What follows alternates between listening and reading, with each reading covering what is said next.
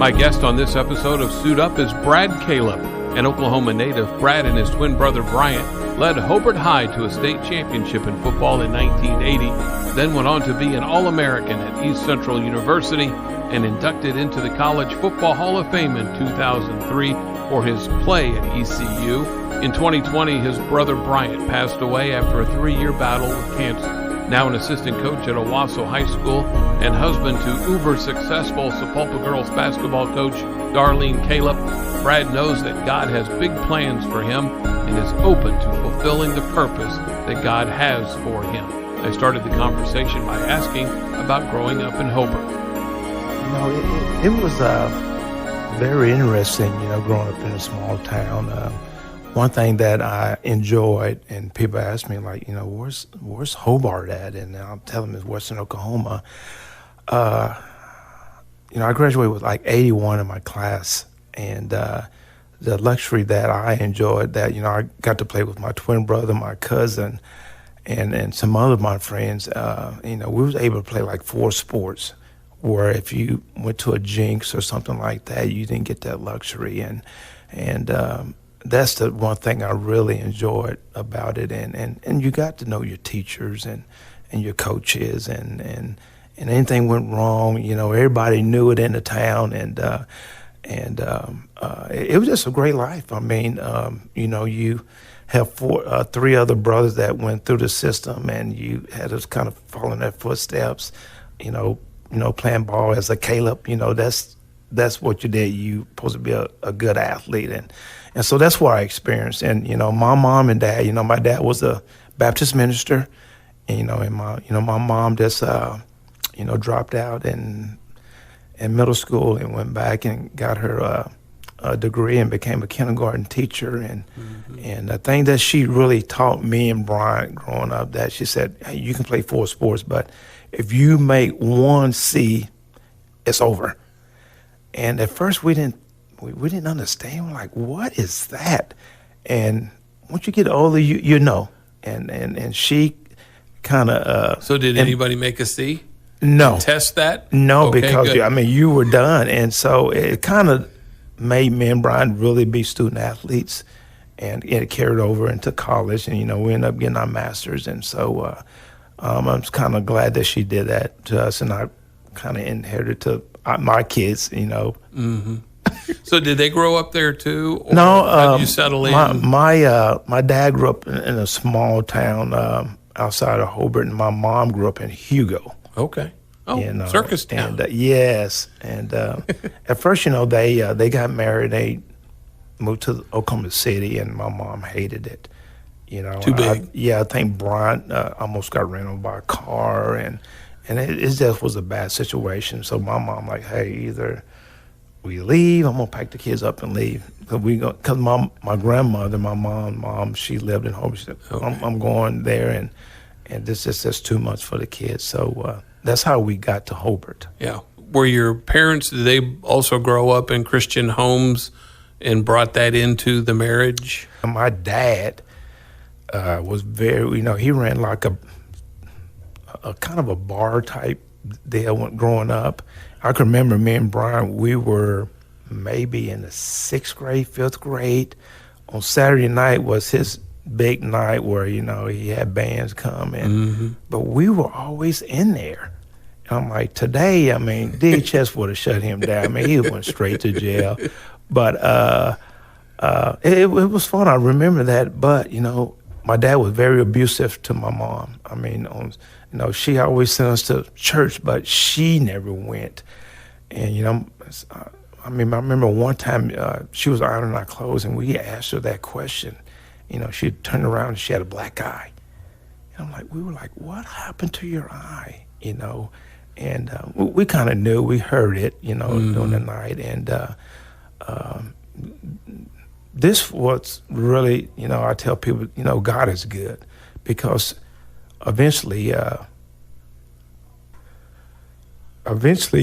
we approached our dad about this, and me and Brian, I remember, we got his liquor one night out of his closet, because that's where he took it. We took it outside and just kind of broke every bottle, And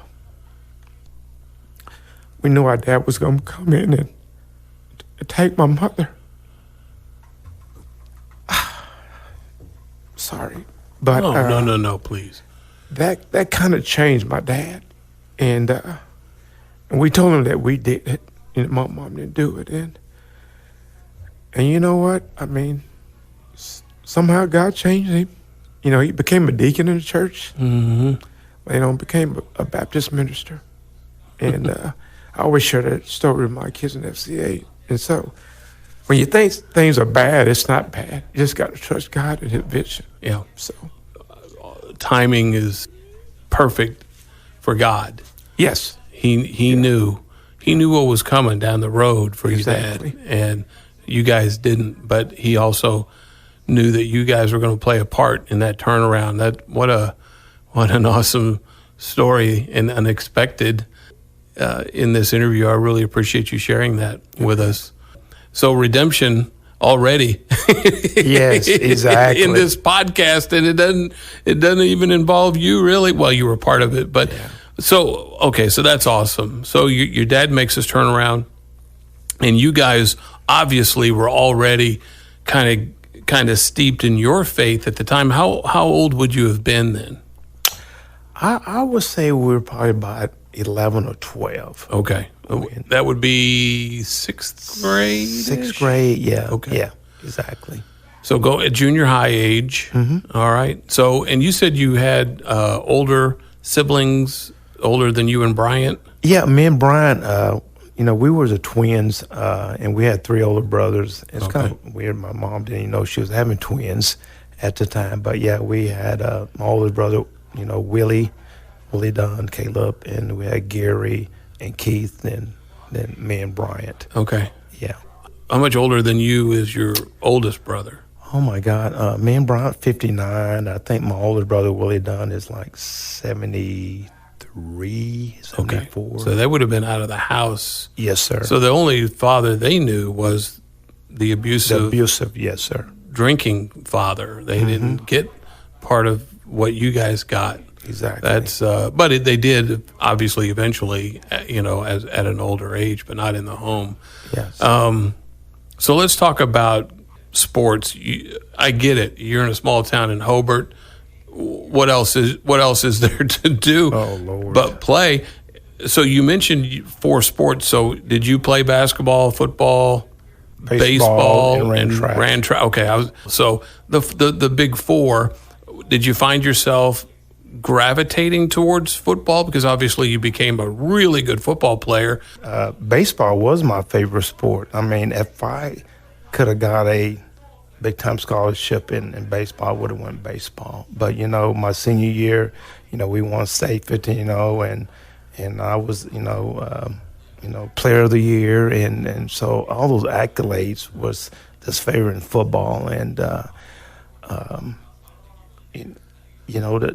story I always tell people that, my dream school was to play for Barry Switzer.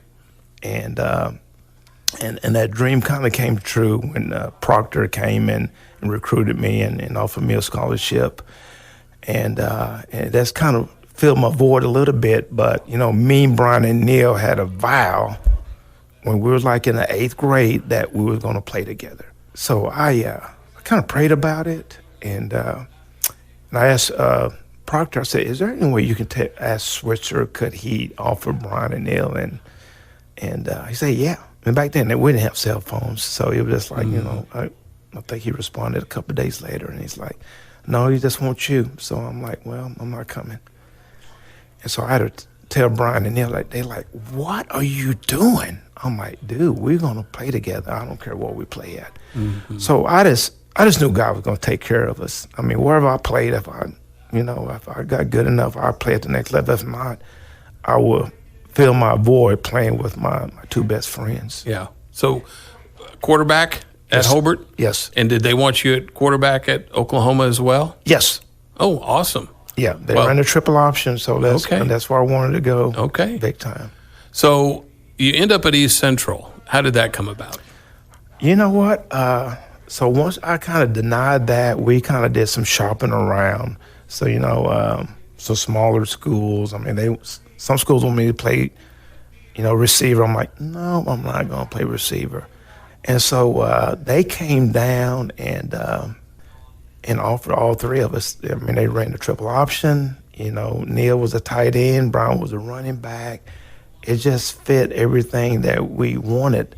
But I think the real thing that really topped it, they flew us there and flew us back. We at our big old airport in Hobart. I'm like, this is crazy, and that don't even make sense. But I think that kind of sealed the deal when they flew us there. They said, hey, we're going to fly you there. I'm like, oh, my God. I said, are we going to go to Oklahoma City? Nope. We'll get a private plane and fly you. So that was huge right there. And we just got to a campus, loved it. And people always ask me, like, would you do that again? I'm like, no. I would do it in a different way a little bit. I mean, as far as I wish Bryant was kind of got the accolades that I got to go to the next level, but it was wonderful to play with those two guys. Here's where God works in kind of mysterious ways because, that's where I met my wife. She played basketball there at East Central.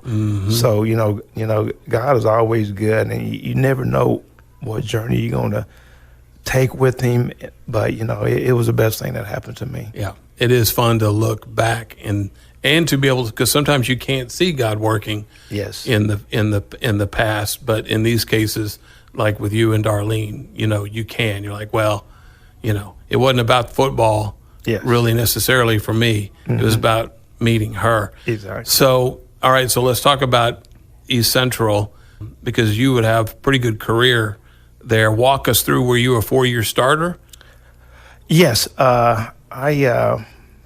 was kind of weird. I had a guy in front of me named Juan Johnson who was from Okmulgee, and I'm just thinking, my God, I'm going to have to sit behind this guy for like 3 years. I mean, this guy was like 6'1", about 185, 4'3", 40. His vertical was like 41. I mean, it was just unbelievable. But you know what? I said, at the strength that I had over him, he could run, but he didn't throw the ball very well. So I'll never forget, we played Southeastern. That's our rival team back then. We just wasn't moving the ball. And so we were like down 35-7, and I got an opportunity to come in and brought us back, and within one touchdown, and then the next week, everybody they didn't know who they were going to start, and they ended up starting me, and he ended up. I mean, I ended up starting, and he ended up just transferring to Langston. But that's where my journey. I think it was game 4, and that I look back, and that's why I always try to tell kids, with this portal going on now, let's just follow your dreams and just work hard, and things will work out. Yeah. So by the time you ended your freshman year, you're entrenched now as a starter. Walk us through then your sophomore, junior, and senior years at East Central. When we got there on our recruiting trip, we got on campus. We were preseason ranked number 9 in the nation, and we ended up winning 2 games. We ended up 2-8, and it was devastating. I remember like game 6, we had something. Coach O'Neill always wrote on the board what we're going to do, and that particular day he wrote on the board, stretch on your own, dress on your own, something like that. And we were like, what does that mean? And some of the older guys kind of been through a little bit, and they said it's kind of hell day. And we went out, stretched a little bit, and we went first offense against first defense. And it was a full-fledged scrimmage for about an hour when people started falling out. And the only thing that stopped it, one of our linebackers kind of went into convulsion, and they had to medical flight him out to kind of stop it. And we thought a lot of people were going to transfer after that. But we had a great nucleus of freshmen that year. We just stuck together. And the next year, I think we were 5-5. And then that next year, we were like 7-4. We missed the playoff because we had a teammate that got struck by lightning and killed him. And We Wow. didn't hardly practice that week, and we ended up getting beat by Northwestern, and that kind of knocked us out of the playoffs because they only took 8 back then, the top 8, and so we ended up getting beat by them by a touchdown. Then my senior year was pretty good. We ended up 12-1. We were ranked number 1 in the nation. First round of playoffs, we played Central Washington, who was ranked number 2 at our place. Wow. I mean, 1 versus 2. So The first round? In the first round, and we ended up getting beat by 2 points by them. Wow. And did they go on to win the no, title? it was the team from Tennessee always won it. I can't think of the name of them, but Yeah. no, they got beat the next week. Wow. Yeah. Huh. So then tell me about in 2003. Now we're talking 20 years later for the most part in that neighborhood. You get inducted into the College Football Hall of Fame, and so I'm looking at your stats. I mean, they're very impressive. I mean, you ran for over 1,000 yards. You threw for over 1,500. You had all these touchdowns. Was it a statistical thing in that particular year that was an anomaly on that level of football that got you into the Hall of Fame? Kevin, I don't know. I mean, because here's the deal. I was working at Ada, and I was in my office, and I kind of knew I was on the ballot a little bit. If the press from Oklahoma City said, "Hey, we got you on the ballot for this, and you might, be picked one of these years to be in a college." Well, I'm like, there's no way. I mean, not NAIA school, Mm-hmm. And when I got a phone call and they told me that I got it and I'm going to be inducted, I mean, it was like breathtaking. I mean, I'm like, this cannot be true. And when I got there in South Bend, I just couldn't believe. I mean, I'm up here with Dan Marino and the Minnesota fans, Reggie White and Kevin Winslow. I'm just like, I mean, it was a dream come true. And to this day, it still blows my mind. And when we played, the turf there at South Bend, they had the turf right out there, 50-yard field. It was only 2 quarterbacks, me and Dan Marino, and I tell people, I beat his butt, which I did beat his butt. And we had some coaches, and one coach like, hey, quit throwing. You need to run, because I was way more athletic than Dan Marino as far as running. And so we ended up beating him, and I always tell people, I beat Dan Marino. And very, very many people can't say that. But it was breathtaking, and man, I will never forget it. I got an opportunity to take my whole family. My kids, I think Brayden, my son, was in the 3rd grade. My daughter was in the 1st grade, and my twin brother came, my mom, and my brother Gary and their family, and so it was awesome. It was an eye-opening experience. All right, now let's reverse and go back 20 years. So now you've graduated from East Central. Did the NFL, because you didn't play in the NFL, did anybody from the NFL come calling? Were you drafted? Did you get any kind of workouts in the league? Yes, we had some workouts. My receiver, Jim Evans, I mean, he played at Oklahoma State, and then it kind of flunked out, and he's one of my receivers. He's from Booker T, Washington. Mm-hmm. Me and him ran for the New York Giants, and the dude was fast, dude. He was really fast. I mean, I think in our 40, I remember it was a windy day. With the wind, he ran like a 4.31. I ran like a 4.41. I'm like, this dude is. And then against him, when he ran the 4.41. I ran like a 4.5 flat. It's like, oh my gosh.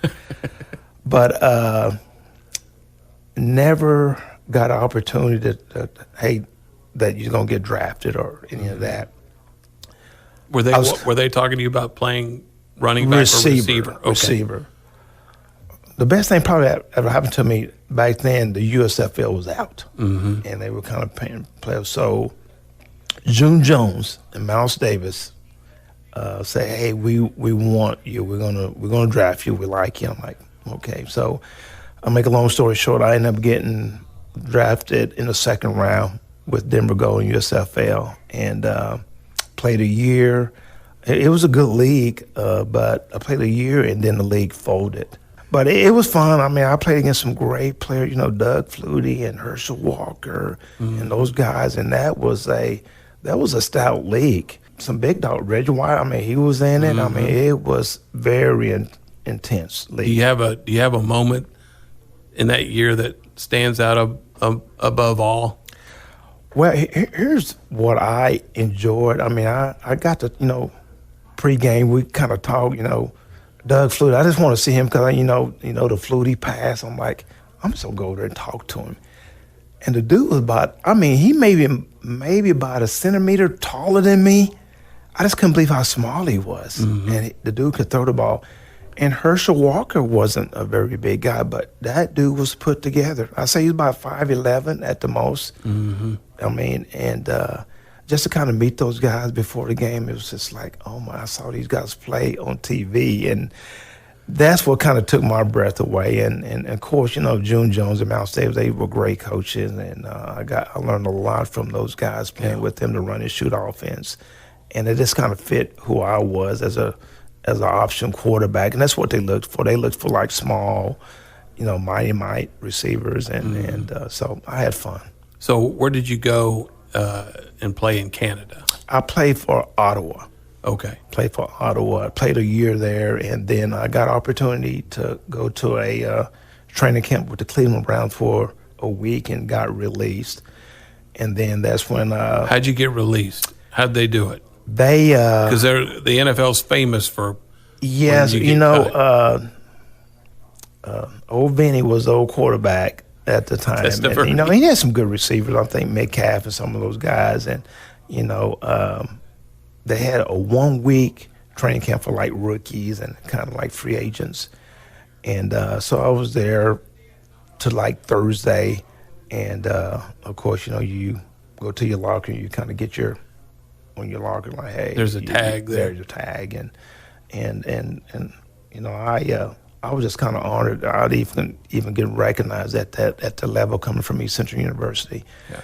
So I just kind of gave it up, and I just wanted to kind of get into coaching a little bit. But June Jones called me like, hey, we have this league called Arena Football. I'm like, what is Arena Football? So you're getting in on the ground floor of another league. Yes. I'm like, I don't even know what you're talking about. And it was played in the summer, so I kind of got into that, and I played that for like 5 seasons. Yeah. You know. And was that same team all those seasons in the Arena League? I started out with Pittsburgh. Okay.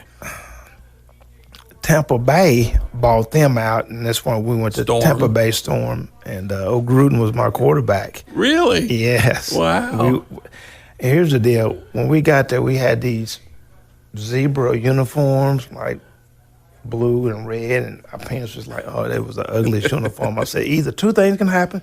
We can win it all, or we're going to be the worst team in Arena Football. And we ended up winning in that year. Nice. Yeah. Well, Tampa Bay also had, of course, those ugly uniforms with the Buccaneers. So yes, I guess Tampa Bay known for those ugly uniforms. They are truly known for ugly uniforms. I'm telling you. So what? So had you just had your fill then of playing, and you were ready to launch your coaching? Yes, and you know what? At the time when I played arena ball, I was coaching at Ada. 1988, I got my first coaching job, high school job with Larry McBroom at Ada. Okay. And they were really good with me because I will leave a week before school was out, and I will get back a week before school start. So I did that for 5 seasons there. So. All right. So Brad Calip's professional football playing days are done. You've kind of gotten into coaching. Did you have an idea of, did you want to be an NFL coach? Did you want to be a college coach? Were you okay with high school? What was the dream? The dream I kind of wanted to coach at the college level. And so when I came back from arena ball, Glenn Wolf at NEO propositioned me. And I'm like, well, I'll try it. And this was really before I got to Larry McBroom. And I think it was like in 87. So that's when all this Cleveland Browns stuff. So I said, I'll just coach a year and see how that was. I think Matt Butler was on staff, who was I think he was a football op, wasn't he, for Oklahoma State? Mm-hmm. And Dale Patterson Okay. was on that staff, and but it was crazy. Coach Wolf was like, it's just the language. I couldn't deal with the language. I mean, how he treated the players, and he won. Not but the language of play calling in the playbook, but language of F-bombs and yes, that kind of and thing. that's not me. I just think I can get my point across my players without going to that level. Yeah. And there's times and places where at halftime you might say some choice words, but not all the time. Mm-hmm. And it happened all the time. And I remember one time we got beat by a team that kind of knocked us out of the national championship playoffs. And this kid was just untying his shoe in the back while, Glenn was talking, and he stopped him and cussed him out and told him to take his stuff and you done, and kicked him in. And he was one of my running backs. I'm like, so the dad was mad. I wanted to talk to Coach Wolf, and I'm like, okay. So I went to Coach Wolf and said, hey, this parent want to talk. He said, well, can you handle it? I'm like, no, I'm not going to handle this one. This was way over my head. Yeah. And then right then I just like, I don't want to coach at that level. High school would be something that I think God can bless me with. Yeah. So so you and your brother Bryant and your cousin all played at East Central. What happened then with Bryant and with your cousin when you were off playing? Did they start their coaching careers, or did they have a chance to play professionally on some level?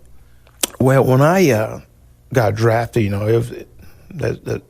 it was a spring league, so I had to leave campus earlier. Bryant went into coaching. I think his first job was at Frederick, Oklahoma. He was there for 2 years, and The then Bombers. Then he got on with the Clinton Red Tornadoes for like 16 years until I got okay. him to Jinx. Okay. And Neil, he got into coaching. Well, he went as a free agent with the Chargers, and was with them until he got released right before their last preseason game. Okay. And he got into coaching. So Neil kind of advanced a little bit and in the pro ranks a little bit and got a little taste of it. But Brian just went right into coaching after we graduated from East Central. So when did you meet Darlene at East Central? Was it early there?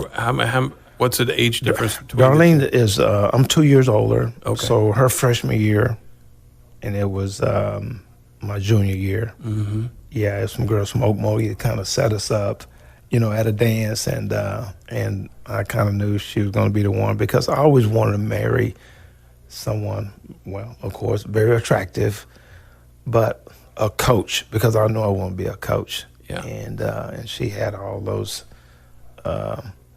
She marked the box for all those, and it was the funniest thing. We ended up getting married right there on campus at the chapel there. Okay. I mean, that's how serious. And now it's been like, June 8th would be like 32 years we'd be together. Congratulations.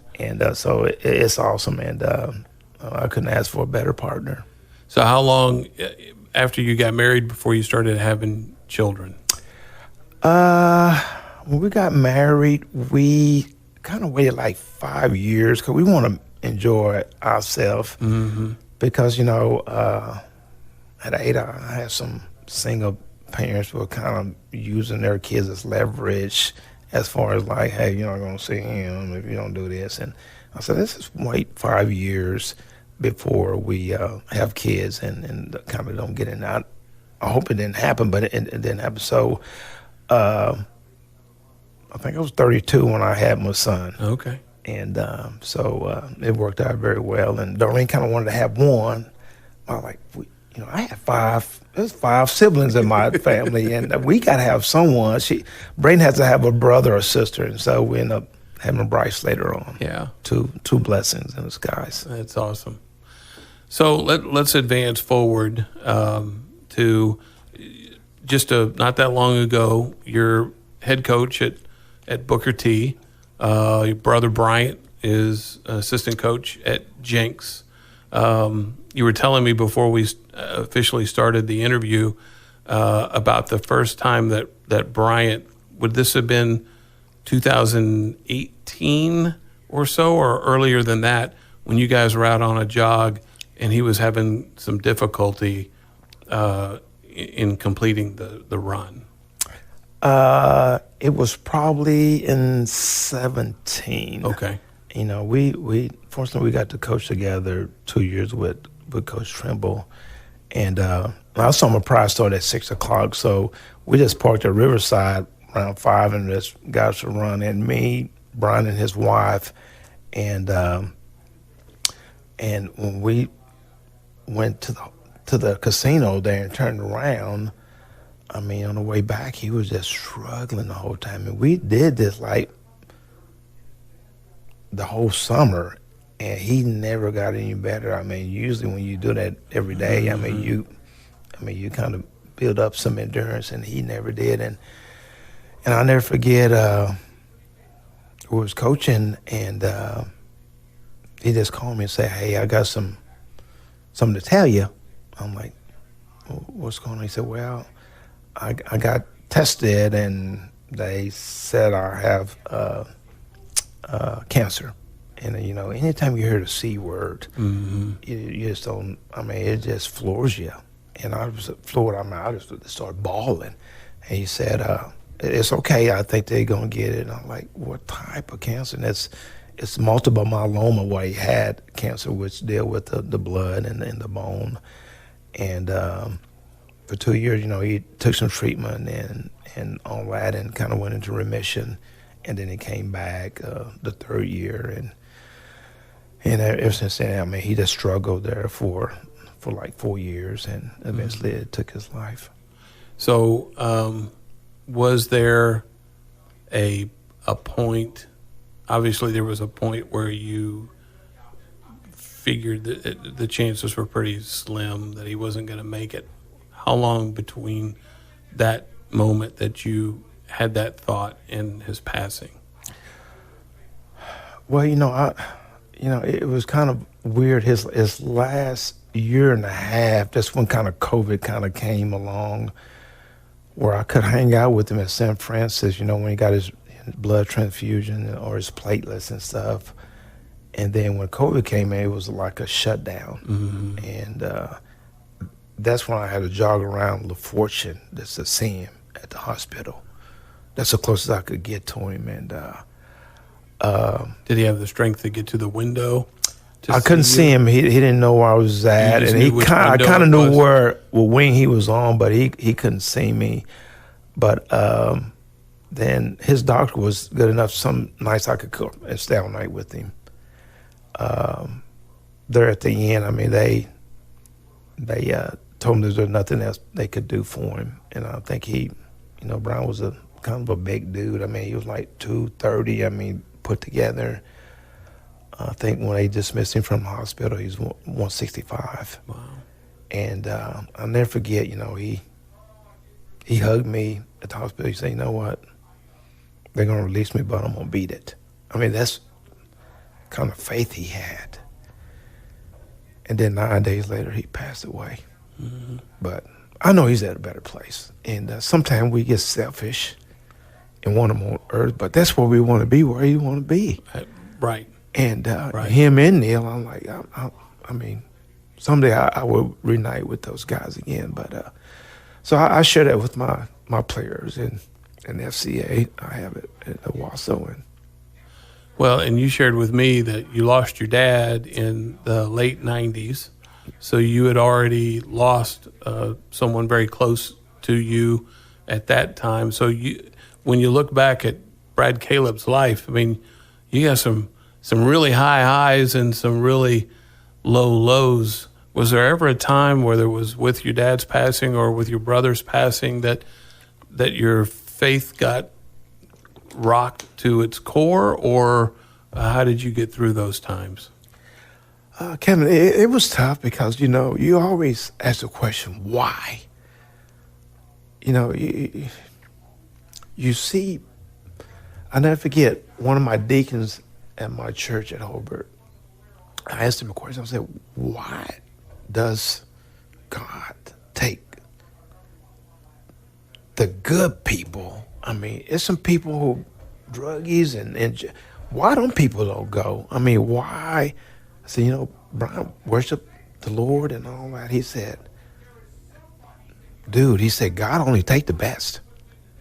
And that's mean Bryant is up there. And ain't about those other guys. Bryant is the best. So, when his number is called, anybody number is called, I don't care what you're doing, you're going to go. But, and they kind of gave me some clarity on the why part. And you still really don't know why. And I don't know why. Like,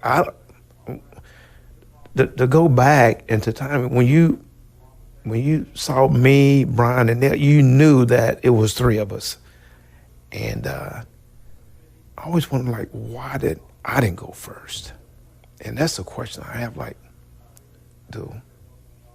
I think I said I have something to share. I think God want me to share some stuff with younger kids, and that's why I'm still here. Yeah. Did you ever see the movie The Shack? Yeah.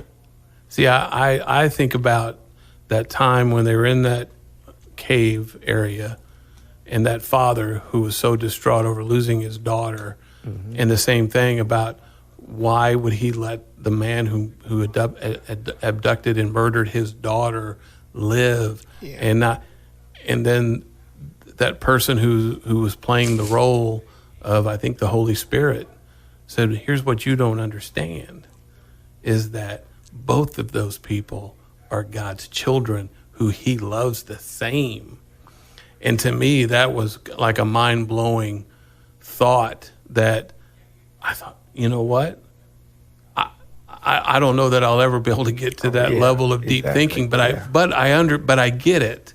That doesn't mean that the pain that you feel isn't real, and the idea of why would he take Bryant and not take, this other person on, murder's row, but then you think, see, that's where it's hard to get to, is that, and when we can't get there, is that God loves both of them equally. It's like, how can you?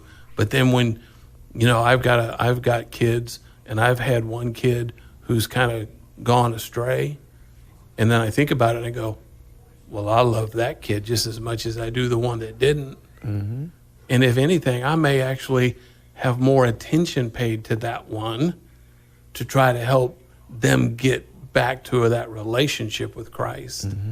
And that's certainly on a different level of someone who is so entrenched in their faith like your brother was, and, somebody who isn't. But I appreciate this, Brad, and I appreciate the idea that you understand God's keeping you here for a reason. Yes, he is. And every day you're just going to ask him. I had cancer a few years ago. You can see my scar on my neck. Yeah. And so I've been there with the C word.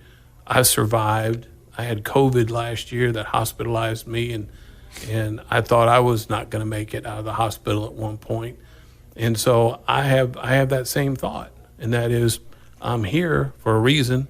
And so God, use me. Amen. Maybe this podcast, yes, is what's keeping me on this earth, but I can't wait to get to heaven and see all my relatives too.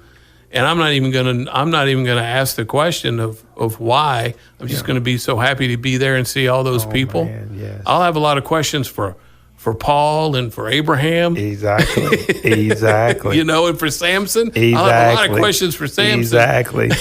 Exactly. But I appreciate you being a part of this podcast. I know that I've been reaching out to you for a while now. Yeah. And I'm glad that you decided that you wanted to be a part of this, brother, because this is a story that's going to really inspire a lot of people. Well, thank you for having me. I mean, it's a pleasure, and I just got to keep working. One thing, my wife always told me, she said, you know what, God, he don't give you things that you can't handle, and it says it in the word, And I'm like, well, he threw people at me.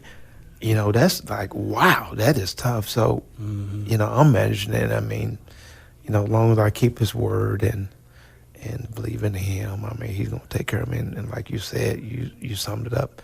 It's going to be a joyous occasion here when my day is up to see those guys again. Is there anything, Brad, I don't know, is there anything in the works for you, like a book or any projects coming up that you'd like to promote? Not yet. I'm writing now. Okay. I want to write a book about the three of us, and I just been, daily kind of writing stuff. And when I kind of get it where I kind of want it, I'm gonna try to publish it. How can people follow you on social media? Where are you? I'm just Facebook. You just. Okay. But, I mean, that's the only social media I have. Now, are you full? Can you take any more friends on Facebook? Oh yeah. Yes. Okay. Yeah. It's BRAD. Yep. CALIP, Brad Calip. Yes, sir. I think we may be friends on Facebook. We are friends. We are, because that's I how always I've been see. Yeah, communicating with exactly. Yes, exactly. Now we're real friends. Yes, we are. Yeah. All right, Brad, thank you so much. Appreciate it. Well, thank you for having me, Kevin. My thanks to Brad Calip for being a part of Suit Up. I wish him nothing but the best. Please give us a 5-star rating and be sure to listen to more inspirational stories on Suit Up.